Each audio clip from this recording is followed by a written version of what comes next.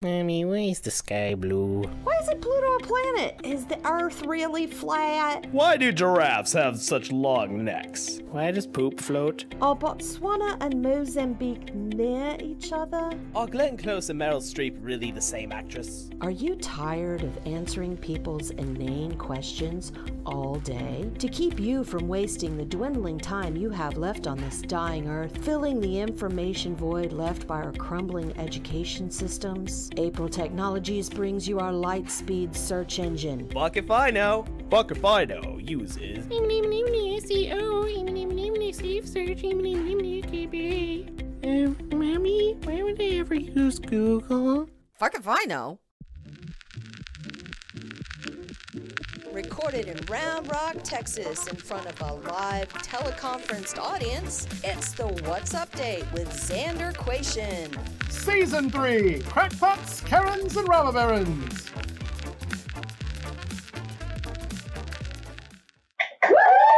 Yeah! All right!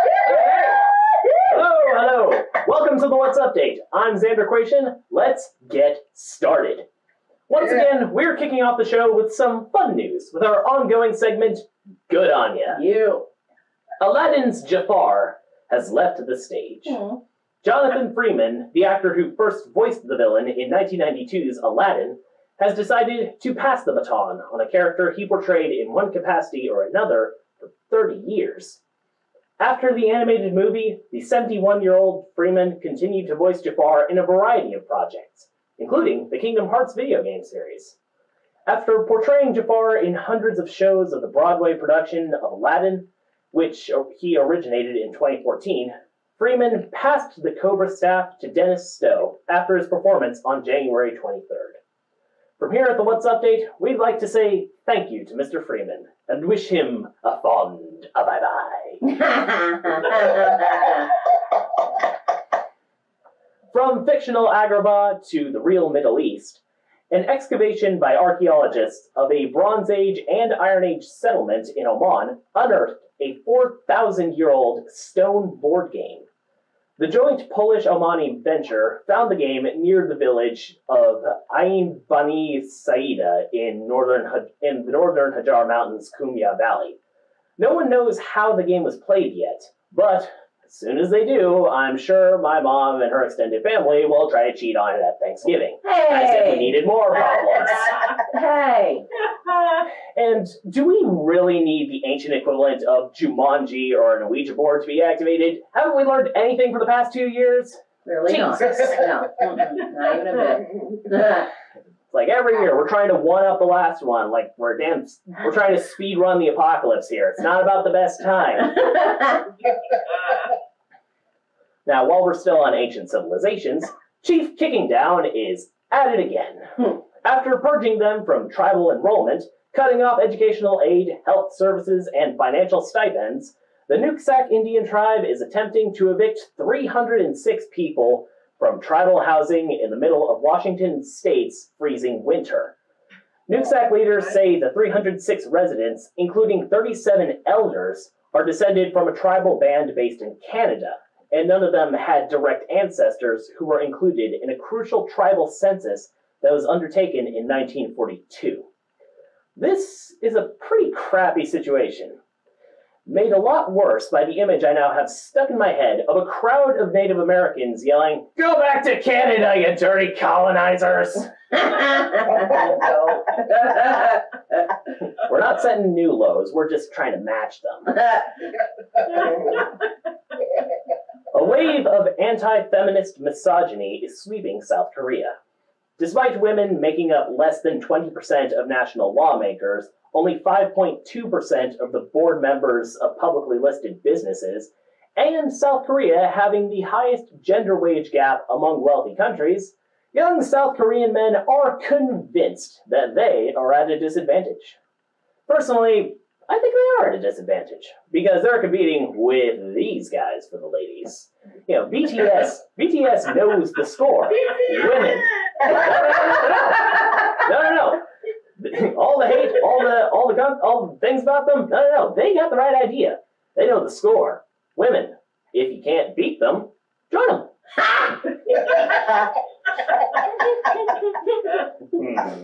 Now, if we get hate on Twitter for this, it'll be some of the best publicity we'll ever have. Sweet.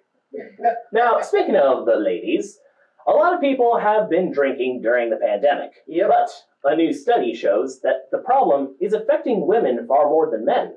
According to Dr. Sarah Wakeman, a medical director of the Substance Use Disorders Initiative at Massachusetts General Hospital, the number of drinking days per month is up about 14%. However, since the start of the pandemic, the number of heavy drinking days among women is up 41%. A glass of wine with Katie and Linda turned into a box of wine with Siri and Alexa. Now, by the way... Another beer! Hell yeah! Actually, also, by the way, does anybody else sometimes wonder if the Specs mascot is a bunny optometrist who prescribes beer goggles? I do now. It makes sense, right? And now, students, please put down your number 2 pencils and close your test booklet. Forever. According to the College Board, SAT exams will soon be administered exclusively on laptops or tablets at testing centers, and will be shortened from 3 hours to 2. The changes go into effect in the US in 2024 and 2023 in other countries. I can imagine it now. You sit down to take your SAT, only to find that your screen is covered with pop-up ads for the ACT prep. No. That one land. Oh, right. We got some teachers in the audience, ladies and gentlemen. This is going to be fun. A Cleveland man and his sister faced felony charges for chopping down and selling a centuries-old tree that they did not own. Todd Jones and his sister Laurel Hoffman were charged with grand theft and falsification after they had a lumber service cut down a black walnut tree that was the property of Cleveland Metro Parks, which abuts their property. Not to be outdone, Florida man cut down a mall Christmas tree with an alligator. It was a nice send-off for 2021. In technology news, Microsoft is planning to purchase video game publisher Activision for nearly $70 billion.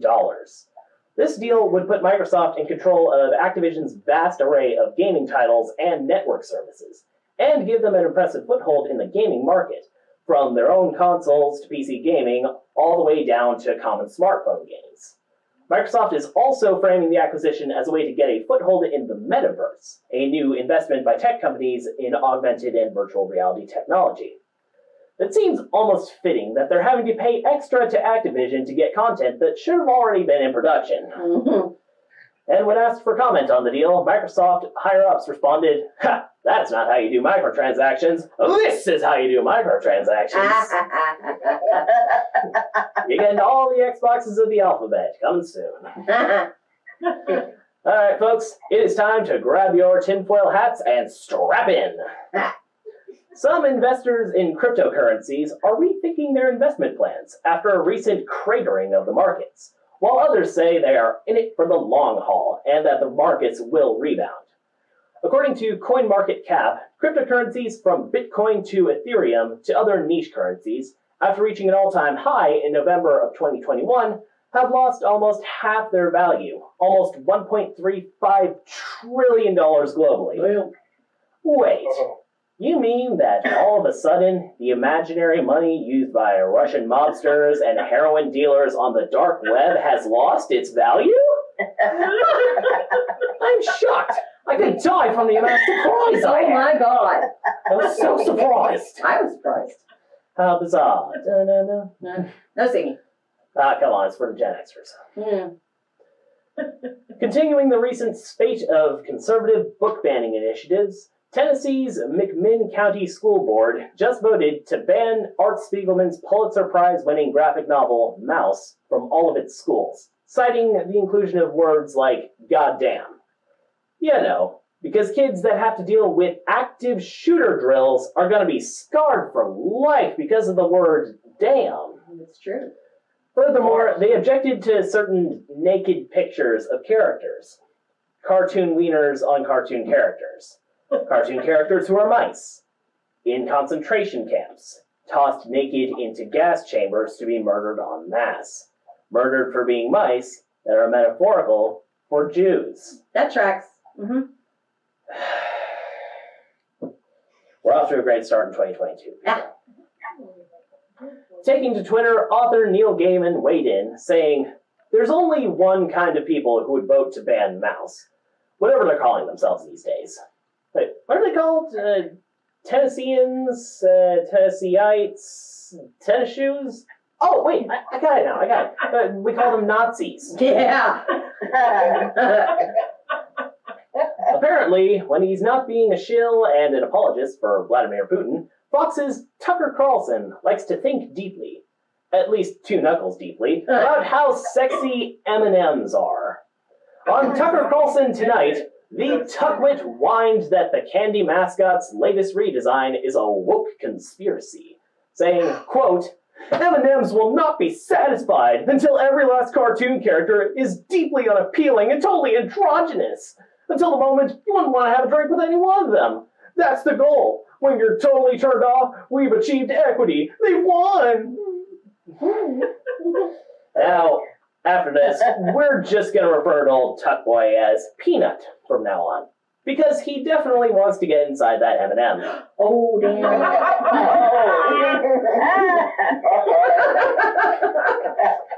The audience is all about the sexy, man. They bring the sexy rock. Yeah. Truly quality content here. Oh, absolutely. Neil Young has pulled his entire music catalog from Spotify. This comes after the 76-year-old folk rock legend, godfather of grunge, and veteran of many a protest, issued an ultimatum saying that he and his music would leave the platform if Spotify didn't remove Joe Rogan's podcast for its rampant misinformation about COVID-19. You can hear his newest hit on iTunes. "Rogan, take a look at your life. The things you say are stupid. Rogan, take a look at your life. I laughed when you got COVID." We're going for the Grammy here, folks. Stick around. We'll be right back. Yeah!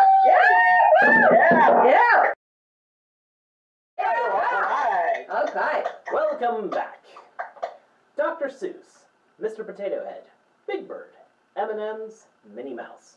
What do all of these things have in common? They're friggin' awesome. Well, yes, of course. Okay, cool. And, apparently, they live lives of wanton lasciviousness and morality-exterminating debauchery, absolutely rent-free in the mind of TV dinner trust fund bozo Tucker Carlson. You think that's the low point? It was bozo. It was definitely bozo. The latest case of wokeness panic is again brought to you by those bastions of virtue and integrity over at Fox News. Carlson laments an epic case of blue balls over the redesign of the girl M&M candy characters. He seems really upset that he's not allowed to find the brown and green M&Ms sexually stimulating any longer due to a change in footwear. I mean, where would this all end? Surely this is the end of times. Social justice warriors won't be happy until all candy is as sexually unappealing as Tucker Carlson. And another thing we can reach consensus on. That and we don't talk about burnout. Now, if you watch cable news, and I really hope that you don't, or follow any sort of social media, or visit relatives during the holidays, you'll find out that your basic human right to be a wart on the ass of humanity is under assault. Oh shit, Ma, the culture warriors are storming the gates! Get the gun, Pa! The PC police are coming to cancel you in your bed! Start throwing Tide Pods, because woke Gen Zs are about to eat your backwards ass into the dustbin of history! Yep. Goddamn. Takes a lot out of you when you have to exhibit that much horribleness. Yeah, sure. So, here's the thing. No matter what you call it, wokeness, political correctness, cancel culture, social justice wars, all of it is just a feint, a clever ruse, a big honkin' distraction, if you will, to keep you focused on being angry about big nothings while everything else is being ignored. As much as Twitter or Fox News would have you believe, The culture war is not even remotely a new thing. The term is based off of the German word Kulturkampf. In German, Kulturkampf is a word that was coined by Rudolf Virchow, who was a German physician, anthropologist, pathologist, prehistorian, biologist, writer, editor, and politician. What we like to call an all-rounder. He used it to refer to the clash between cultural and religious groups in the campaign from 1871 to 1878 under Chancellor Otto von Bismarck of the German Empire against the influence of the Roman Catholic Church. Watch out, it's the clergy. The clergy. In America, the culture war implies a conflict between traditional and progressive values or beliefs. This usage originated in the 1920s when the divide between urban and rural American values began to develop. The battle cooled for a few decades, but came screaming back into the public consciousness in the early 1990s. Big hitters like religious nutjob and political commentator Pat Buchanan restoked the fire with kerosene. At the 1992 Republican National Convention, Buchanan whipped the assembled into a frenzy by spinning tales of an impending Clinton-sponsored American hellscape, characterized by, I'm quoting him here, abortion on demand, a litmus test for the Supreme Court, homosexual rights, discrimination against religious schools, and women in combat units. He said this in a room with air? He did. Oh, Lord. Now, while he didn't secure the nomination and the Republicans lost the general election, thank God, the Culture Warriors won a decisive victory in the 1994 midterms, wresting control of Congress from the Democrats after a 40-year unbroken run by scaring the shit out of the plebs. If you believe their line of reasoning, a democratic America would mean mandatory gayness, 5-minute drive-through abortion clinics, weekend church demolition parties, teaching science in schools, providing for the homeless, creating an affordable healthcare system, free community college, clean air and water, renewable energy, responsible policing, voting rights, civil rights, women's rights, gay rights, disabled rights. Wait a minute. What kind of demons would fight against this shit? Mitch McConnell? Ah, I reckon you got something there. Yeah. The launch of Fox News in 1996 kicked the culture war into high gear. Now, the Tinfoil Hat Squad had their very own 24-hour disinformation network. Now, I hear you out there saying, but Xander, the libs have MSNBC. And I say, yes, they do. There is a both sides element to this problem. However, the types of misinformation and panic-inducing pablum shoveled out to elderlies and the easily tricked ain't the same fucking ballpark. It ain't the same league. It ain't even the same fucking sport. Because I am a fair Zan, I will illustrate. Let's start with this week's left-wing woke panic. As we mentioned earlier, music legend Neil Young threw down the gauntlet, and Spotify looked at it with the practiced disinterest of a pampered house cat. Neil said, dump Joe Rogan or else.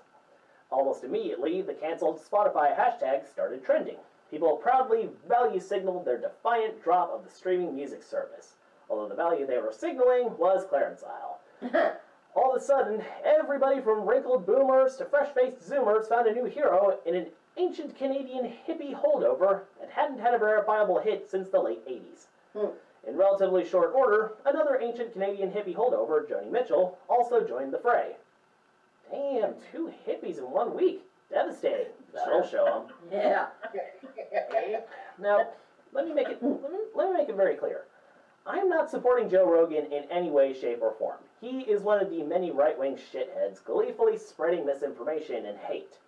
Before Spotify signed him to a multi-year exclusive contract in May of 2020, Rogan had already established a reputation for transphobia and Islamophobia, had compared a black neighborhood to Planet of the Apes, and hosted, among others, Proud Boys founder Gavin McInnes and right-wing troll Milo Yiannopoulos.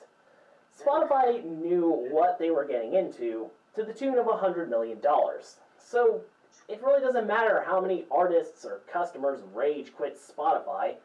Joe Rogan already got paid with the subscription money folks have been throwing at Spotify for the last 2 years. The outrage is palpable and justified. It's just about 2 years too late. If you already didn't like Joe Rogan, you weren't listening to him anyway. Anyone already listening to him was predisposed to his bullshit. That's why they listened to him in the first place. Look, I don't like a lot of music available on Spotify. Luckily for me, nobody is forcing me to put it on my playlist. So, problem solved. And while we're on the subject of the outrage machine in high gear, let's take a look at the latest earth-ending controversy over at Fox. While the words on the teleprompter at Tucker Carlson tonight were just fading out with the M&Ms sexiness scandal, lo and behold, a new assault on truth, justice, and the American way reared its ugly head in the form of Minnie Mouse in a pantsuit. What? No! Blasphemy! Clearly, updating the wardrobe of a nearly 100-year-old character is an unforgivable sin against God and country. It's an assault on men's rights and on traditional femininity. It is an obvious indication of the left's mission to make everyone transgendered or gay or atheist or black or vegan or for fuck's sake, people. All this fake outrage is drummed up. People are still dying from COVID. Putin is about to militarily overrun the sovereign nation of Ukraine. The climate is out of control. School districts are banning books about the Holocaust. Children are starving. Homeless people are freezing to death. Voting rights are in danger right before the midterms. Mitch McConnell is figuring out a way to sandbag yet another Supreme Court nomination. And so on and so forth. Distraction after distraction, outrage after outrage. It all boils down to keeping your eyes off the ball with red versus blue nonsense. And we all collectively continue to fall for it. What's the point of it? Second figure, regressive right-wingers with no real platform beyond making rich people richer and poor people miserable latched onto the culture wars as a way to blow dog whistles to alert dickheads of all stripes. Getting all wound up over pronouns or M&Ms is a smokescreen. Whatever your sticking point in the advancement of civilization is, that's your Achilles heel. You can either figure out why you're bothered and fix it, or you can keep your ignorant trap shut about it. We'll be right back with Jeff Swampy Marsh. Stick around. Yeah! Woohoo! Yeah! Ah, the world of a field agent, out in the thick of things. Not like me. My whole world is this screen, just four walls of a rectangle. But I can dare to breathe. Carl! Oh, sorry, sir. I thought you were done. You want me to turn them back on? Nah, forget it. The moment's gone. Welcome back. Our guest today is one of the architects of some of my favorite childhood memories. So let's get started with our 3 standard questions: who, you, what to do, and why. Want me to start with the who am I? Jeff Swampy Marsh, co-creator of Phineas and Ferb and Milo Murphy's Law, and Pete the Cat on Amazon, the TV series, not the books. And yeah, that's about it. Father and volunteer for a walk on water. And last question, why? Because it's there. I was a big fan of people who climbed Mount Everest, so. But just remember, every corpse that you see on Mount Everest was once a very determined person. Determination is good, so it's caution. Yeah, having realized a long time ago, I do not ever wish to actually climb Mount Everest. Nor should you. It seems like a bit of an ordeal. Yeah. Yeah, it's people should not be doing it as much as they are, clearly. Yeah. Is there anything that you have coming up that you'd like to tell our audience about? Right now, we're doing a bunch of development for some of my favorite folks, but because it's actual development work, very little of it can I talk about. So there. But I've been doing a lot of songwriting, theme song demos and things like that from stuff we're developing internally. I'm working on a couple of things that are Western themed because I love Westerns, and apparently the Western's making a comeback. Whee! Excellent. And stuff ranging from, really adult animated stuff all the way down to some really wonderful preschool stuff. Oh, well, that's very nice. I'm having fun. All right. These days it's some of the best you can say. Just like all that's happening, at least you're having fun. Amen. Yeah. I did notice the plethora of instruments you got in the background there. What all instruments do you play? Just guitar, a little bit of ukulele, and I keep threatening to pick the banjo back up again, but threatening? Just a little bit more spare time. I used to play, but I think that was last time I played, I was like 16. I'm concerned about threatening to start playing the banjo again. It is a threat. At one point, I was threatening to play the bagpipes. Oh, okay, that's a threat. Like banjo, you could go for something like like speed banjo style, but then for bagpipes, it always has to start out with that. Which I really love, but I also understand it's not everybody's cup of tea. Oh no, bagpipes are awesome. As long as they're like done in an interesting style. Oh, there was that one where they did immigrant song. Yeah, you've seen the bits where they did like the immigrant song, or what was it? Final Countdown to the bagpipes. Yeah. Oh, they've done some amazing stuff, and I think that's one of my favorite things about being able to post videos, your TikToks and Instagrams and all that, is really weird renditions of songs on very strange instruments or in very strange styles. Those are really compelling to me. That and I have a particular fondness for the electro swing style. I'm like, this is probably just a little bit of the margin. Hell yeah! Like I was just like, this is something on the margin of pop culture. And then suddenly everybody's doing remixes of it. Like you got remixes of rock songs, pop songs. I grew up in a family that was very swing oriented, but traditionally my grandfather had a big band. They were a jazz swing band from the 1930s. Sweet. And continuously formed all the way until he passed away in 2001. And so swing music was a huge part of my life from birth. Ooh. So when this whole electro swing thing happened, I was deliriously happy. I love that stuff. Yeah, that's good. So you got that whole range of genres, like just basic electronic music all the way to dubstep. It's like, it's too much. Put some swing into it. Oh yeah. Now we're cooking with gas. How has your music background influenced your work overall? Oh, immensely, in every way.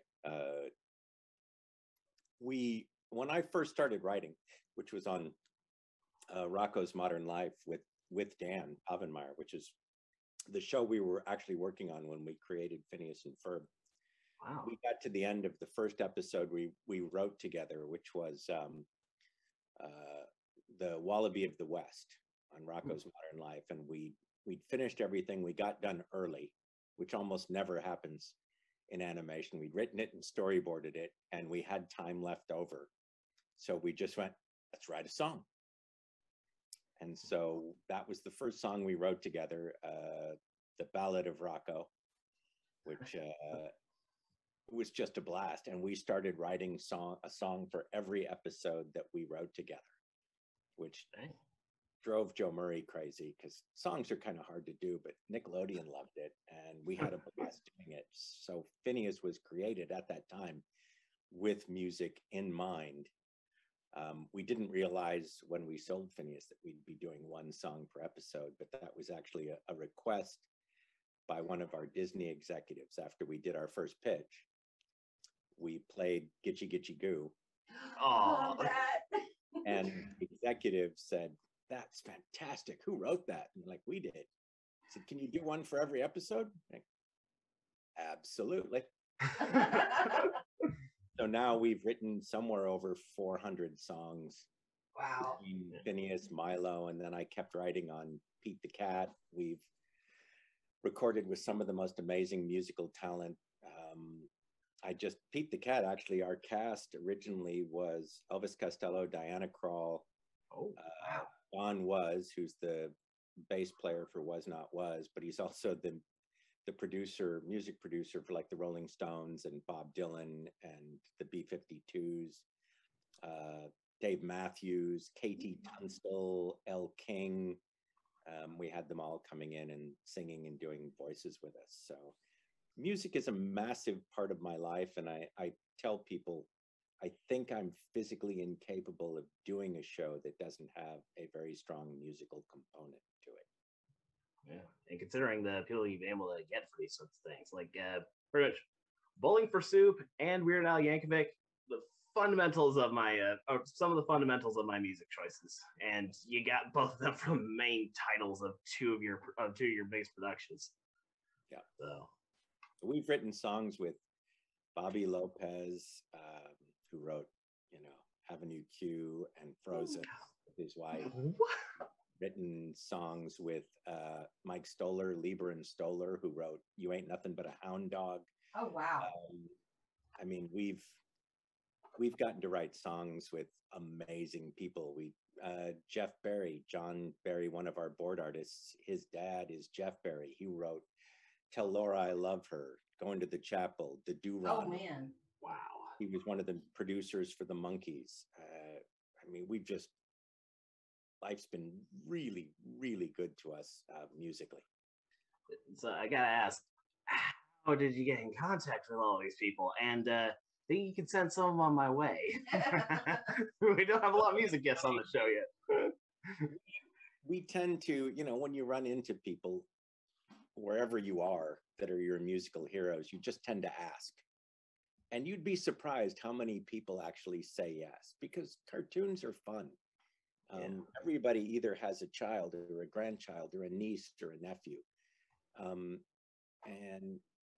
And they want to do something that connects with those folks in their life. And being able to do animation is really cool. I mean, Elvis and Diana said yes because they wanted to do something for their kids. And, Pete the Cat was right in that age bracket. So just asking people and kind of having the chutzpah to ask anyone, you get a lot of yeses, a lot more than you would imagine, and a lot more than no's. And occasionally we just reach out through their people, get a hold of their agent, find out if they want to do it. But we get the most success when it's face to face, and we say, "Hey," it's like Don was doing it. He had no idea why I was calling. It's like, "Hi, I got your number from another friend of ours, and I'd like you to be the narrator in my show." And she's like, "I'm not an actor." I went, "No, I know, but I've heard your voice and you're perfect and you're musical." And musical people seem to take to voiceover really well. Yeah. Seems that people in the music business are second only to voice actors in terms of kookiness. Yeah, they are some wonderfully nutty folks. Yes. One of the previous voice actors we had on this show in the Who You, What Do, and Why segment said nothing but waffles. Greg Sipes was a weird man. Yeah, Greg is a very bizarre dude. Good friend of mine. We do a lot of work together, and big fan, but he is so wonderfully bonkers. He lives right down the street. Wonderfully Right on the bonkers. and he makes me very happy. I feel like Wonderfully Bonkers would make a really good name for ska band. Like that specific ska band. We were called the Underground. We gigged around Los Angeles in the early to mid '80s. So since we've got on the topic of music and Milo Murphy and all this, the elephant in the room is Weird Al Yankovic. Did you seek him out for production, or did he seek you out for the collaboration? No, somebody suggested it. We'd already cast the show in our head. Oh. And getting Milo, of course, as the star was the hardest part. And we had pretty much figured we'd sorted out who we wanted. And then someone suggested, if you thought about Weird Al.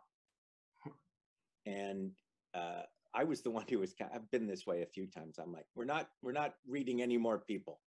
The end of the casting process, you're tired. You've listened to 5,000 voices for your lead character to the point where they all kind of mush together in your brain. And, you know, we said, well, let's listen to what his voice sounds like. And as soon as you hear it, you go, oh, yeah, that's perfect. Yeah. He is naturally that kind of an optimistic dude. Everything in his natural tone is just that positive, upbeat, and happy. Like positive, upbeat, and happy, and between the kookiness and calmness. Yeah, and he was perfect. You listen to him. Okay, I was wrong. And you know, and we reached out to him, and you know, he said yes in a moment. So it was great. And then as long as you got him on the voice cast, you gotta let him sing. You gotta have him do a little singing. Yeah, and then inevitably title sequence. Yeah, no, he's an amazing guy, and not only, just like I said, one of the most positive people, always happy, happy to be doing what he's doing, loving life, and a wonderfully, you know, in the booth and recording and everything and singing songs. He's just a great risk taker. He's very free and easy, and he's so prepared. He's like super professional. Everything about him is great. You know, I am a giant fan of everything he does. Much more so now that I who isn't personally. You know, he's a great human. Yeah, I mean, who isn't a fan of Weird Al? Like, you up somebody and they're like, "Hey, you ever heard of Weird Al?" And it was like, "Nah, I don't like that guy." You rarely get basically have alerted the horde. What a jerk! It's like, you have alerted the horde. Prepare to die in 5, 4, 3. It's truly one of the greatest musicians of all time, making fun of some of the greatest musicians of all time. All right, so getting back onto track from where we were supposed to start out. Your bio says that early on in your adult life, you were working in sales for a technology company. And I believe the direct quote was that you freaked out and decided to quit. What was the last straw, and how did you make the jump to animation?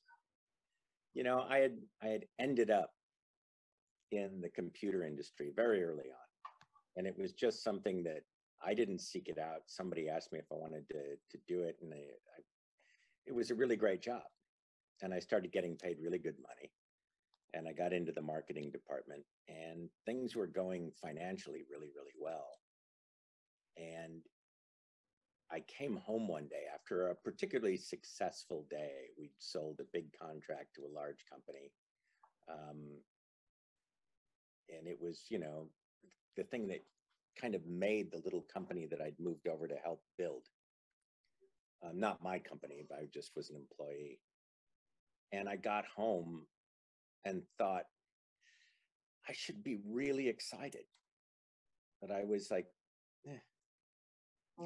And what I realized was my fear of waking up one day 30 years down the road and still being in this same job that I didn't care about was much greater than my fear of being unemployed and possibly losing my house.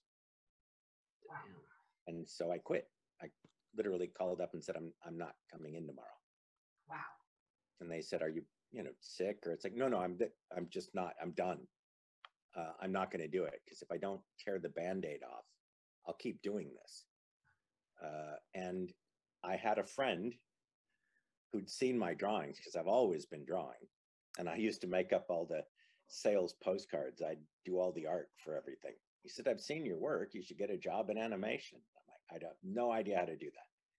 And he said, well, I'll help you get a portfolio together. And 2 months later, I had a portfolio of backgrounds, because I could do background drawings because of my architectural training in high school, and work after that. And another friend's friend who was working on The Simpsons got me an interview, Debbie Silver. And I went in and interviewed second season on The Simpsons. They looked at my stuff and went, great, you're hired. So right place, right time, and I never looked back. It was the best decision I ever made in my life. And I remember, I've told this story so many times. I'd been at the job 1 week, and I came in early because I was coming in early to learn how to do animation. And I sat down at my desk with my cup of coffee and looked at my drawing table and just started crying. I just had this moment of, oh my God, somebody's going to pay me to do this. I was just delirious. And then, of course, all the guys I worked with came in. It's like, oh, great, the new guy's sitting alone at his desk crying. You know, but yeah, best thing I ever did. It was just, again, it was that fear of not wanting to become stuck in a job that I didn't care about. Yeah. So not only were you so you went from high school educated architect to computer technology developer with a lot of success, and then self-realization, and then into animation. Yeah. Took a big pay cut to go into animation. And that only lasted about 4 years. By the time I hit the 4-year mark, I was making a lot more in animation than I was in the computer biz. Wow. And I'm sure your resume was doing like acrobatics all over the place. Great, I had a great looking resume.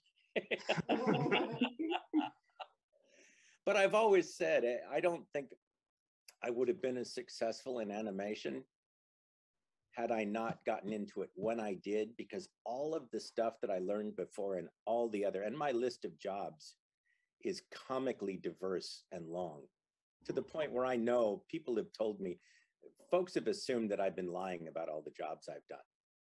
But I was always very restless, and I didn't have the fear of changing. I mean, I've done telemarketing sales, I've done in-home sales, I've been a bartender, I've been an auto detailer, I've built fiberglass boats and race car bodies. That sounds like my resume. I just sort of, I worked in the bank when they started up the ATM machines, and I was servicing ATM machines. That's when I got hired to go to the computer business. I did concrete construction work with my stepdad when I was a kid. I did janitorial work with my mom when she had a janitorial company. And I just sort of did shit. And, but all of that stuff is the knowledge and information that I brought to doing animation. So I was kind of an asset because I actually knew how a lot of the stuff out in the real world worked. I also didn't have any fear of executives and the executive level of things because I'd been that. So I know when a lot of people were really intimidated about talking to their boss, and it's like, I never felt any of that. And I think that really served me well. So I'm grateful I didn't get into animation until I was 28. So you had all those different careers all before you were 28. Yeah. Dang, I think I'm behind. You're fine. You'll be all right. Okay, I think step one's probably gonna be that fiberglass thing. Yeah, I'll just have to start there. Yeah, I used to say yes to stuff that sounded crazy. Of course, given how much it. For a while, I delivered and installed water beds. Oh Lord. I was expediting parts for a project that was building the valves that went in the jetpacks that were going up on the space shuttle. Wow.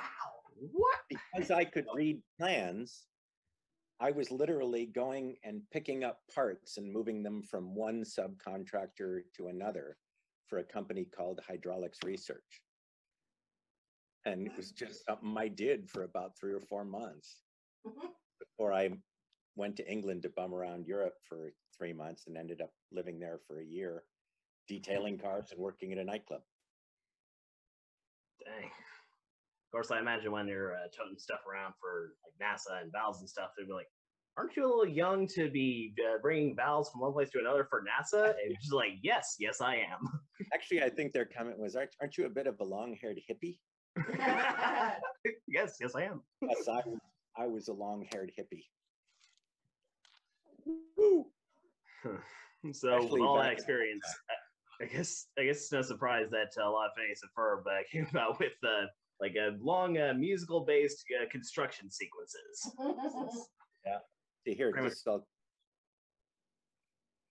dear God. Oh my Lord. That is very. No, he's got a kind of Geddy Lee thing going on. Yeah, it's like a. I always said this was when I was president of the Brian May fan club. Oh, Brian yeah, May. no, Yeah, that works. All you Queen fans. Yeah. There you go. Yeah.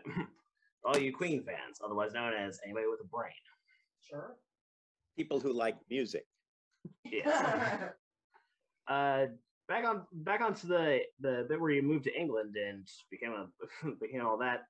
What inspired you to move to England and stay for that time? Yeah, I've always loved history, and I've always been a big fan of England. Monty Python was a big contributing factor to that as well. Hell I yeah! fell in love with their humor and their culture, and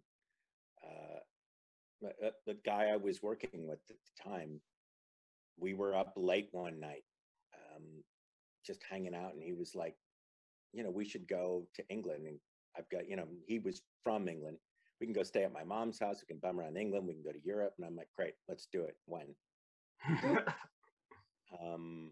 Because at the time, actually, it was during the Iran hostage crisis. And oh, wow. The company that I was working for that was doing parts for the space shuttle was about to switch over to making missile parts. And I didn't want to make missile parts. So for me, it was easy to quit that job and go bum around Europe because I wasn't going to make bombs. And we got on a plane with all the money I had shoved in my pocket, ended up in a really cool little town in the Southwest called Exeter in Devon, and fell in love with the place. I mean, I was walking to work next to an old Roman wall, past a Norman castle. In fact, the nightclub I was working at was in old warehouse buildings that were, built by the Normans. And I loved it. I love history and all of that. The pub where we were drinking is a pub that Sir Francis Drake used to drink in. Oh, wow. I just loved that. That made me deliriously happy.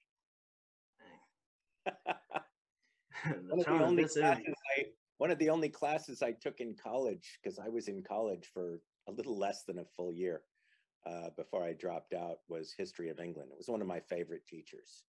Did a really great job of teaching history. So that's why. And I still love England to this day. Lived there for 6 years, from 2000 and 2006. I was living there when we sold Phineas and Ferb to Disney. My son was born there. Wow. And the tone of this interview has just been doing Simone Biles level of athletics around. I was like, hey, we're going from the highs of Weird Al Yankovic's wackiness to the lows of I could have ended up making missiles. Such is life. How did the job at the nightclub come about? I was hanging out at the nightclub and needed a place to stay because the guy who we went over there, whose mom's house we were staying at, got into a fight with her, and she was kicking him out. And which means he was kicking me out. I was talking to the guy who ran the nightclub, and I said, hey, look, we need a place to stay. And he also owned an apartment building with holiday flats. Short-term lets, usually for students, because Exeter is a college town. So he said, look, can you do like painting and decorating and wallpapering? And I went, yeah, sure. Of course, old pro, wallpaper all the time. Me and wallpapering, old friends. So he said, you can pay your rent. I'll give you a job here at the nightclub, but you can pay your rent by redecorating the flats as they become empty. So I was decorating flats during the day, repainting them, working at the nightclub at night, and getting my rent paid. Seems like an awful lot of your jobs were just like, can you do this? I'm like, yeah, I'm good at that. I'm all pro. That's how I got my first storyboarding job. Your career path has been a lot of fake it till you make it. Yeah. Oh, absolutely. And not. It wasn't crazy. Like, you don't say, are you a brain surgeon? Sure. Stuff you look at. My stepdad was this great guy who was the one who taught me very, very early on, if you want to do something, look at somebody who's doing it. And if you think you're as smart as they are, then you can probably do that job. And I'd seen storyboard artists and what they were doing. So when the guy came in and said, hey, we're going from the design phase of this production to the storyboarding phase. Do you guys know any storyboard artists? And I went, oh yeah, I storyboard. Oh, great. How much, what's your rate? And then I was stumped because I didn't know what storyboard artists make. So I did one of those kind of, make 9,000, okay, great. You start Monday, which made me think I probably underbid. Yeah. And I started storyboarding, and I literally called a buddy of mine and said, hey, can you teach me how to storyboard? And he said, yeah. I said, great. Can you teach me by Monday? And he said, I'll tell you what, I will teach you enough that you won't get fired on Monday. And then we'll go from there.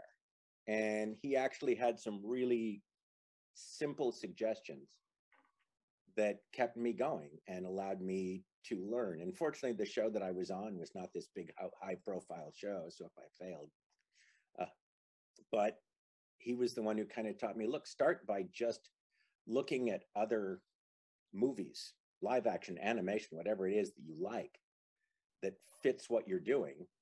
And just start by, stealing what they're doing, that kind of thing. And I thought, oh, that's easy. If I just follow along, if I'm doing a tense chase bit, go look at a chase movie, see what kind of shots they use and how they paste it. And so I was liberally stealing throughout that whole show. And if you keep doing it, you eventually start to develop your own style. I always borrow from people whose work I like. But if you just keep doing it, eventually you get your own language. But they also asked me when we got hired on Rocko's Modern Life if I was a writer. And I went, oh, yeah. I've written lots of stuff like shopping lists and letters to people. Oh, tons of them. Boy, I've written emails,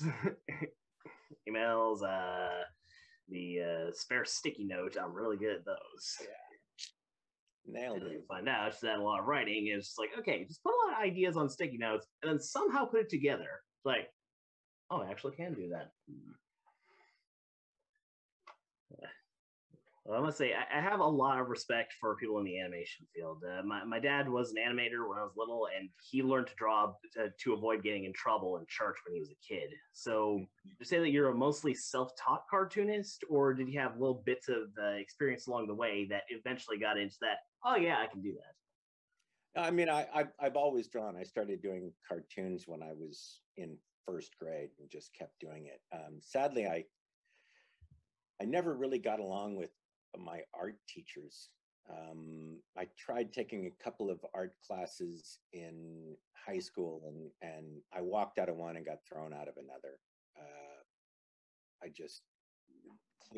I didn't get along with art teachers, but I found a drafting teacher who was brilliant, and he taught a lot of the thing that I like doing in architecture was rendering, doing those beautiful drawings of what a building is going to look like theoretically after you build it. Yeah. And I love doing that. So I was entering the city drafting contest, doing, the rendering part.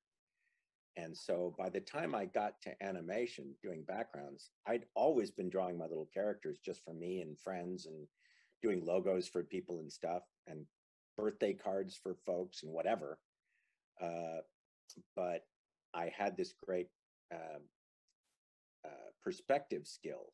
And that's what The Simpsons was looking for when they hired me, was people with strong perspective skills. So my drawings, this teacher that I had at Reseda High, was Bella Pelagi, taught me things about perspective that nobody needs to know. And so I know stuff that's just stupidly intricate. And so perspective was easy. So that's what got me the job.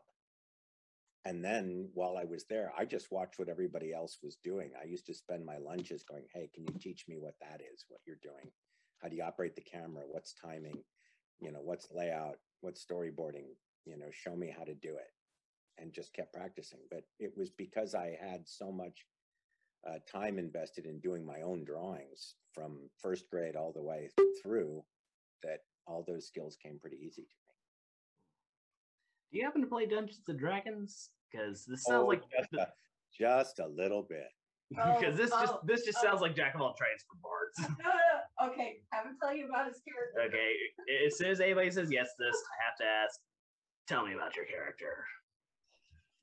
I started playing in England back when it was just little books. Little fold, the original Gygax. Red book. Yeah, the red box. And ended up probably, I think I finally stopped playing like 20, 30, about 25 years ago. And mostly just because you get so busy, you can't. Yeah. It was ridiculous and couldn't keep up with it. My son started playing shortly after I got rid of all my stuff. It's like, but I always played fighters. They were usually chaotic neutral, mostly human with the occasional elf. I've played a couple of thieves, but I never was a magic user. No, the sword fighting stuff. I was a fencer. I loved fencing. And I used to do theatrical fight choreography. I actually trained a couple of guys for a film once. And so the sword fighting was always the characters that appealed to me, the fighters, and knights, and paladins, and that's my thing. I've played both a rogue and a paladin, more so the rogue over the years, but also as someone who likes fencing. So, The Princess Bride, great movie or greatest movie? One of the greatest movies of all time. Hell yeah. Correct answer. It's such genius on so many levels, and I love it as a fencer. I love it for its comedy, the storytelling, the storyboarding. Everything is it's wonderfully fun. There's no fight too deadly that you can't carry on a polite conversation while you're doing it. Absolutely. It's You're wonderful. Do you remember the sword fight in The Great Race? Say again? The Great Race? No, I have not seen The Great Race. Okay. Go watch The Great Race. Tony Curtis, Jack Lemmon, Natalie Wood. Oh, it's a great film. There's a great sword fight between Leslie and Baron von Stupp. No. You're kidding me. No, it's great. And it's this great witty banter. And it ends with Baron von Stupp gets defeated. And he stands up at the window of the top window of the castle where they are. And he says, as a very wise Englishman once said, "He who fights and runs away lives to fight another day. And so, my good Leslie, until another day, I bid you adieu." And he turns around and dives out of the window of the castle into the moat, right through the boat that's waiting for him there. It's just a brilliant moment. But the sword fight is fantastic. And it was all choreographed by Faulkner, who's a guy I got to meet many years ago during my fencing period. And it's a great, well choreographed fight. Lots of fun. My only disbelief there is that Baron von Stupp sounds very much like a Mel Brooks style name. The whole film was very Mel Brooksian, pre-Brooks, or kind of contemporary. But there was parts of it that very much, if you watch it and you're a Brooks fan, you'll see the parallels. That's a great film. It's a wonderful romp, much like Princess Bride, with just nutty wonderfulness in it. They visit the town of Borracho, which is Spanish for drunk. There's little stuff like that in it everywhere. So we're combining Princess Bride style action with Mel Brooks style comedy. I think that's too much to take. It's fantastic. All right, so D&D, Mel Brooks, and Princess Bride sidetracks aside, who are your art and animation influences? Well, like most of the people in my age group, we grew up with all the Warner Brothers stuff. That was really sitting there watching Bugs Bunny and Daffy Duck. was golden. And then all of the stuff from Jay Ward, all the Rocky and Bullwinkle and George of the Jungle and Tom Slick, all of that was brilliant. And those were the guys that we really first, to my recollection, saw leaning into jokes for the adults in the room without sacrificing the kids. And that was really our inspiration for Phineas and Ferb, was Rocky and Bullwinkle. So later on with that stuff, you got the Warner Brothers and the Warner sister and the Animaniacs. And you got jokes like, hey, I found prints. No, I found fingerprints. I don't think so. And those were, those were great shows. Animaniacs was terrific. Art-wise, I really love all the original WPA stuff. Gerald McBoing Boing, and although I didn't find them as comedically funny like the Mr. Magoo shows, if you look at the design work in them, they're gorgeous. It was like jazz animation. Makes me deliriously happy. And I don't think you can find a bad frame in the original pilot to Family Dog. Brad Bird stuff is meticulously, phenomenally good. And you got that and like a Pink Panther style minimalist backgrounds. You do a lot with just a little. Yeah, I grew up in the Pink Panther. That was a huge influence. But for me, like layout and filmmaking influences was Kubrick. Oh. His composition, shot for shot, is phenomenal. And I have stolen from him so liberally over the years. Everybody steals from Kubrick. Phenomenal. And it really, to me, it works for animation because each shot is really like, it's a still picture. It's a magazine layout. They're gorgeous. Every frame's a painting. It's not really a not on purpose shot with Kubrick. Yeah, he's phenomenal. Now, getting to the thing that pretty much 70% of my audience is screaming at me to get to, what inspired Phineas and Ferb as a concept? Well, it started from the simple concept of Dan and I, after doing our first episode together, we said, okay, we have to figure out how to keep working together. This is so good. We'd literally found our partner, that perfect fit creatively. And so our brilliant idea was, well, let's create a show. We'll sell it to Nickelodeon, and then we'll keep working together forever. Wow. And so that was the main impetus to create Phineas and Ferb. The reason that show came about in particular was us really talking about, it was at the time when kids were really the first time people were starting to notice that they were spending an inordinate amount of time playing video games and watching movies on DVD and not getting out. It was the first time that wave of kids aren't doing anything. They're getting lazy and hanging out inside too much. And this is before nowadays where, that's actually what you're supposed to be doing.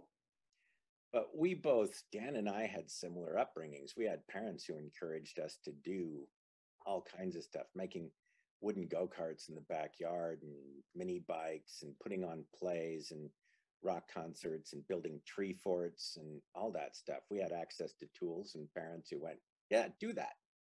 Kicked you out the house and told you to play outside until dinner. Yeah. Drink from the hose, be back before the streetlights are on. Yeah. And that's kind of what we remembered about the wonder of summer, was all of a sudden you had 3 months to just do freaking anything. And it was celebrating that. It was answering the question, okay, if we were 9-year-old kids without the restrictions of reality, with unlimited resources, our summer vacation, and that was it. And the platypus and Dr. Doofenshmirtz was just because we loved action sequences and we wanted to create that same feeling that you got with Rocky and Bullwinkle, which you'd get a different story, Fractured Fairy Tales, Aesop's Fables. Oh God, those are so good. Right. Yeah, all those Peabody and Sherman. So you've got different things happening in the show. And we thought, well, if we interconnected them lightly, and it later came up with the idea of whatever Doofenshmirtz and Perry are doing is also taking care of Phineas and Ferb stuff. And we had one other element, which was the bugs, which we pulled out because it was just too complicated for 11 minutes. But we later put them back in our Alka Files episode. Those bugs were originally part of the first pitch. And that was the impetus for Phineas and Ferb. Two middle-aged, or not even just reached middle age, going, kids today don't get out and do stuff anymore. Well, at your age, we were making rockets to the moon. And in our day, we were blowing up stuff with gasoline. Back in my day, we were building a rocket, fighting a mummy, climbing up the Eiffel Tower, and discovering. And if I do too much more of this, either Disney's going to kill me or the audience is going to swarm me. That was it. And by the design of Phineas and Ferb, or namely Phineas, I could see why, the designs and stuff that you cooked up with your own illustrations probably did not cement well with basic art teachers, because I don't think most people have triangles for heads. No, and after all my years of doing architecture, the one building that I will always be remembered for is Doofenshmirtz Incorporated. Which was literally my attempt to try to make the most poorly designed building I could think of. It is one of the greatest buildings ever designed. I was like, it's good. I've seen worse designs over here in Austin. Oh, we got one where for Doofenshmirtz Incorporated, it's up, and then there's got this outcropping out to the side, and a pillar over here to keep it up, and then over to the top. Over in Austin, I kid you not, there is a building where it goes up, and then part of it just sort of juts out here, juts out the other direction, and keeps going up in that same exact way. So, Austin architecture's got you beat there. It was literally Dan and I storyboarding, and Dan leaned over and said, "We just make some just badly designed building that looks like some idiot designed it." Now, and I just violated everything I could think of as far as good design. Come with me, and you'll be in a world of OSHA violations. But yeah, I always thought, and my wife's an architect. I'm like, yeah. And she did, when she was working, she did some beautiful buildings over in Holland. She worked a lot out here. I've seen some of her work. It's beautiful. And yet the thing that I drew on a little napkin as far as a building design is iconic and worldwide known. I couldn't be more proud. Especially since it has its own jingle to boot. It's got a jingle. It's great. It's you got all those memes like, hey, guy, I can hear pictures. No, silly, you can't hear pictures. You look at pictures. Doofenshmirtz Incorporated. You can hear it. So the wacky adventures of Jeff and Dan, the animation industry equivalent of Jay and Silent Bob. Yeah, we've had a very good run, and we may do it again. Yeah, I think this is probably a good thing. You should probably keep this up. I feel like this could be a successful career path for you. It's funny because I went off to do Pete. I wanted to start my own studio and do some independent stuff, and Pete ended up falling into my lap, and I just had the best time doing it. And it's a beautiful show. I'm so proud of the work, and it's a lovely thing. And while I was doing that, Dan finally got Hamster and Gretel sold, which is just brilliant. It's so good. And everybody's like, aren't you guys working together on it? It's like, no, we're not joined at the hip. But, Dan's like my first call if I want to do, a certain kind of comedy songwriting. And we keep meaning to want to trade over and get voices, to do voices on each other's independent work. But somebody is like, you're not going to work together again? It's like, oh, we'd absolutely work together again. If we find something that, fits together like that again. Working with Dan is a blast. It is absolutely a blast. Like, who else am I gonna find that can do the Doofenshmirtz voice? So what I really liked is he did Doofenshmirtz and I did Monogram. So he was evil and I was good. Doing Monogram, I can only do that voice for about a half an hour, 45 minutes at the most. It just tears your throat up. But Dan can do Doofenshmirtz all day long. It doesn't hurt at all. It's easy. So we did Milo Murphy's Law, and we were doing Cavendish and Dakota. And me doing Cavendish is something that I'm just doing an English accent, and I can do that forever. Voice never gets tired. And Dan's doing Dakota. He can only do it for a half an hour and 45 minutes. So I was able to go, Retribution! now you see. Revenge. Earth. Yeah, it's not so fun, isn't it?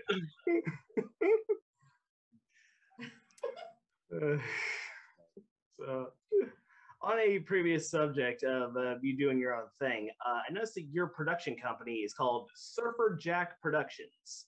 So I'm assuming you surf as well as fence, do architecture, I assume. A little bit. Build future technologies as well. I do. I love surfing.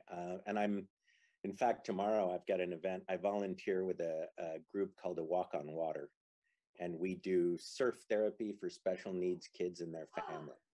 So we take special needs kids of all kinds, kids on the autism spectrum, Down syndrome, muscular dystrophy, you name it. We take them out surfing and their families and give their whole family a day at the beach. Our event tomorrow is up in Ventura. We do normally when COVID isn't here, we do like 4 or 5, sometimes 6 events on the West Coast every year, and then 3 or 4 events over on the East Coast. And I've been doing it for about 8 or 9 years with my son, Django, who's also done a voice on our show and was a voice on Pete the Cat, and is also a surfer. He's now in Scotland going to university, so he doesn't come to the events these days. But yeah, I love me some surfing. I live in Venice.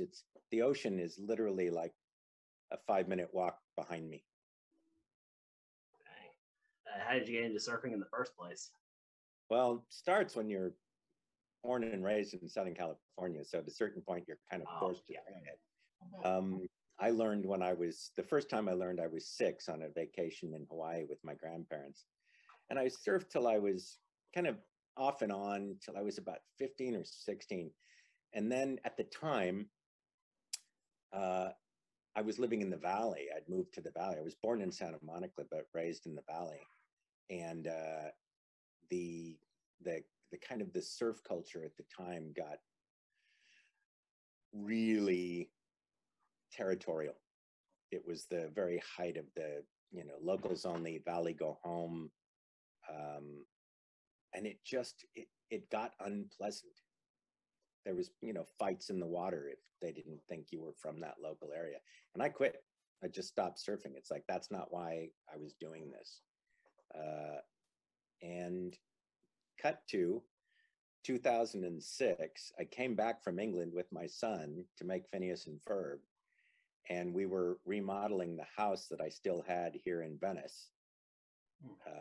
And so every day I would go to work, and my wife and my son had to leave the house so the builders could come in and work. So she started taking him down to the beach and found this guy to give him surfing lessons. And I came home one day and I said, "What did you do?" She says, "Oh, I got Django surfing lessons." And I literally had that moment of, I want to go surfing with my son. And so I got a surfboard and went back to it. And we've been surfing together ever since. And that was 2006. And he's my best surf buddy. And I miss him every day that I go out in the water. Now we're all sad again. Sorry. Now the tone has did a backward somersault back into sad. Yeah, it's a happy tears, but he's the best dude I know, man. And I love surfing. I surf without him, but every time I go out in the water, it's a little bit me realizing, this would be a lot better if Django was here. He's a good dude. Did you when you got to the point where you weren't able to surf anymore because of all the fights and stuff? Did you happen to get into the skateboarding scene around the 70s? No, I was skateboarding before that. I mean, I started back at school with clay wheels. I remember when the first urethane wheels came out, and we were making our own skateboards in wood shop. This was in like 5th and 6th grade. So we were cutting out our own shapes and sticking the wheels to it, probably, completely wrong and making a mess of them. But we were skateboarding back then. And then I kind of stopped. I didn't do much skateboarding for many, many moons. And now again, my son came back last summer and got himself a proper longboard, one of those great cruising longboards to go down to the beach in. And he let me try it. I'm thinking, I got to get one of these. This cruising stuff's really good. So I'm probably going to buy my own. Add that back into the repertoire. Yeah. Switching back to talking about like animation and business and stuff. If Disney wanted to do a live action version of any of your shows or projects, would you be okay with that, or do you feel your shows are better suited just to stay in animation? We have written, because at one time there was going to be a Phineas and Ferb movie feature, and we wrote kind of a live action animation hybrid. Unless there was an integral, compelling reason for them to be live action, I really wouldn't want to do it. Just to do it because, hey, we could do it with real people. If that is your only idea, what's the point? I don't get that. But like, we did the Phineas and Ferb live show where they had people in costumes, which was really kind of weird. Yeah, I think I saw some of that. It worked. If you were there in the audience, after a little while, you didn't notice it anymore, but it was really jarring to look at. But later, I really thought if we ever did that on stage, which I would love to do, I would just cast people. I wouldn't do costumes to make somebody's head triangular shaped. That seems crazy. But I would love to see Phineas and Ferb on stage with live action actors. That I think would be cool. But to do a film just to say, hey, let's do it with, with real people. If there was no compelling plot reason to do that, I think it's just a gimmick then. Yeah. And I don't have any interest in it. Especially in trying to adapt all the crazier things in the show. Because it's like to misquote Robin Williams in The Birdcage, it's like, actually, it's perfect. I just didn't realize Doofenshmirtz would look like that. It's, yeah. One of these days, I'm kind of hoping Disney will call us back and let Dan and I do the script we originally wrote for the live action feature, the theatrical feature. Because it's a great script. It really is. And we've thought about it a number of times and thought, we could still make that. It would still be really great. Like, it's still on the table. We just gotta get into business. Just gotta figure out, somebody's gotta let us do it. Yeah. So we gotta fool somebody into thinking this is a good idea. So can we start with the mouse? Now, let's maybe get you into a little bit of trouble here. What's your general position on all this turning animation into live action? Is it a good trend, or is it just a cash grab? Are you talking about like doing the Jungle Book as an animated film, or is it as a live action film instead of animated? Pretty much any of them, like Jungle Book adaptation, that sort of style, or like when they try to do a live action Kim Possible. It's not my thing. I don't, like, again, if there's not a compelling reason to do it, it's just doing it for the sake of doing it because you can. It's like, why? The original was fine. Yeah. It's just, it feels like it's just a way to churn money. And I've tried watching several of them, and I just find them atrocious. I don't think they're beautiful. They're not telling a new story in any more compelling way, and I think the originals did better work. That's my thing. So yeah, I'm sure I'll get in trouble for that someday. Well, I'd have to agree with you on that one. So get in trouble, they can blame me. Or nobody really watches the show anyway. Yeah. When I say our audience, it's less of a swarm and more of like a general group. So nobody watches the show enough in order for us to get in trouble. So. You'd be surprised at things that have come back to bite me. And that's why I don't use a lot of stuff. There was things that I remember in the early days when Dan and I would tweet something. 5 minutes later, somebody would Disney call and say, "You shouldn't tweet that. Take it down." Like, what did we tweet? It's like, really? That's like, yeah, take it down. Okay. Yeah, that's why I try not to use like Twitter or Facebook or anything like that all that often. Like, I could say the word sandwich in the wrong context, and it's going to come back to bite me. Oh. Oh, and by the way, Happy Guy Fawkes Day. And just notice that. Thank you. I miss the bonfires. Yeah. It's like, dang it, I miss everything good. And for the guy, we used to go out to a bonfire celebration out near our house in the UK, and the bonfire was always lit by Ringo Starr and his wife Barbara. Nice. You'd be out there standing in a muddy field somewhere in the middle of nowhere, and in Surrey at night, the dark, and you'd get, "I'd like to light this bonfire." Star's lighting, of course he is. That's great. Oh wait, no. That's not the best. That's not the best Liverpudlian one. We talked to Greg Proops, and he does a bang on Paul McCartney. Yeah. Oh, his is Craig. Greg's great. Yeah, he's good. Yeah. We can take like the interviews that we got and just do a wide array of like voice acting. Yeah. Like even for people who aren't voice actors or on the show that weren't voice actors. You do a good Warburton. Yeah, like you ever need some extra voice actors for any of your projects where it's like it's like nerdy kid voice or like a subpar Patrick Warburton, then hit me up, man. My favorite thing that Patrick's ever said was Goose Girls, boys and made especially for Goose Girl. Goose Girl. The poison for Goose Girl. Goose Girl's poison. Poison specifically designed to kill Goose Girl. It was such a great, the rhythm of that is so perfectly, it's hysterical, but it's him in every way. Yeah. That should be the only thing he ever says, because if you could put anything he says into that kind of rhythm, coffee, coffee in the morning, coffee, boy, he's perfect. God, I love his voice. Oh yeah, the emails, the letters in the email, the email letters, the letters that have been sent to me via email. Of course, you got that, and then you have him in the Netflix series of Series of Unfortunate Events, where suddenly he's talking very calmly in a narrator voice, and it's like, I didn't know he could do that.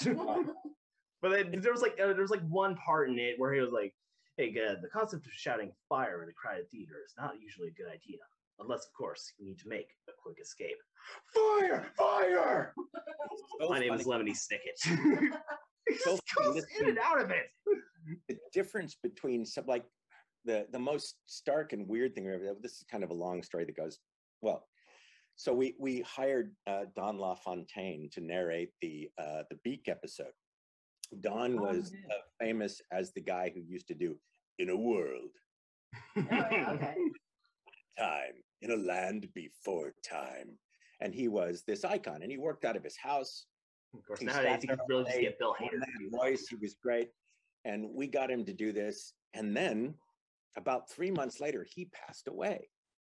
And we had ADR to do. We'd rewritten lines and we didn't have him. So we literally had to and we had to get from his wife, the guy who subs for him, because he had a sound alike that he knew. And it's this guy in like Wisconsin somewhere. And so we got him, we hired him, and they told us, because he was recording remotely. We were in LA, we no video set up. But they said, we just want to let you know, he comes in voice, in character, and he will stay in character until you're completely done. So, that's just how he works. And we're like, cool, we don't, whatever he wants to do. Even the voice fresh. He came in and he was, hello. He was the guy.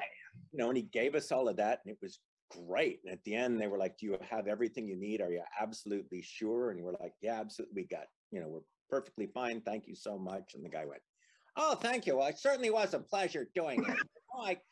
And it was the difference between that voice and his speaker was so extreme. Everybody in the room just went, what?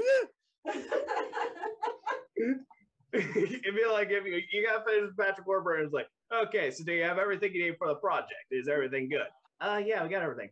Okay. Well, it's really nice meeting everybody. Like, he actually speaks like Weird Al Yankovic. It was a darn pleasure being here and doing the voice for you guys.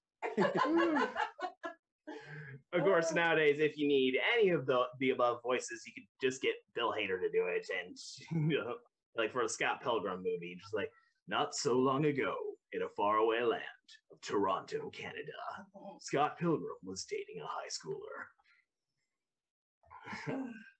As mentioned before, voice actors, the tippity top of the Kooky Dukes. So the big question that we're asking all of the guests this season, if you could bring back any 2 people from the dead for 24 hours, who would you bring back and what would you do with them? 24 hours. Now, my grandfather, and I'd talk to him. And I mean, these are and my stepdad. And the reason I'd bring back my stepdad is Bill Marsh, the guy I got my name from, is to let him know, because I know he passed away in a motorcycle accident. And he'd be the one I'd want to bring back to let him know how much of the stuff that he taught me actually stuck. Because I don't know if he ever knew how much of the stuff that he told me I use every single day. Because when we were together, I was a snotty high school teenager with a lot of attitude. But I swear, a day doesn't go by that I don't think about something he told me and use it as part of my life philosophy. And I wish he would have known that, because he was an amazing dude. Yeah, he's my number 1 pick. And my grandfather, for a similar reason. Years I spent trying to become a rock and roll musician. My grandfather was the one who always told me, do the drawing thing. He was this hugely successful musician. And I found out later, I thought it was originally because he didn't think I had any talent. And it came out later that he was like, everybody but me has had a really awful time in the music business. He said the people that have had a great life in it, and he did, were very few. And most of the rest of them, he said, were just these tragic stories. And he didn't want that for his kids or his grandkids. So he loved my drawing. So he'd say, do the drawing thing. And fortunately, he was alive long enough to see me have success in the animation business and also write songs that I was able to say, hey, I got a BMI check just like you. And he went, oh, those are good. Mailbox money. You're going to love that. But I kind of wish he'd have been around to see my son grow up, because the reason my son is named Django is because of my grandfather. And to see the level of success that Phineas had, I wish he'd have seen that. So yeah, those are my 2. They're pure sentimental. I must say that was beautiful. Thanks. Well, on that note, I think that's probably a good time to end this off. So, Jeff, Swampy, Marsh, everybody. We'll be right back. Hey, thank you very much for watching. I'd like to thank Jeff Swampy Marsh for coming on the show and being a really awesome guy to talk to. Like, if he had told 10-year-old me watching Phineas and Ferb that someday I'd be talking to Major Monogram himself, I'd call you a liar and a cheat. But, I would have called him that anyway. I was kind of a weird kid.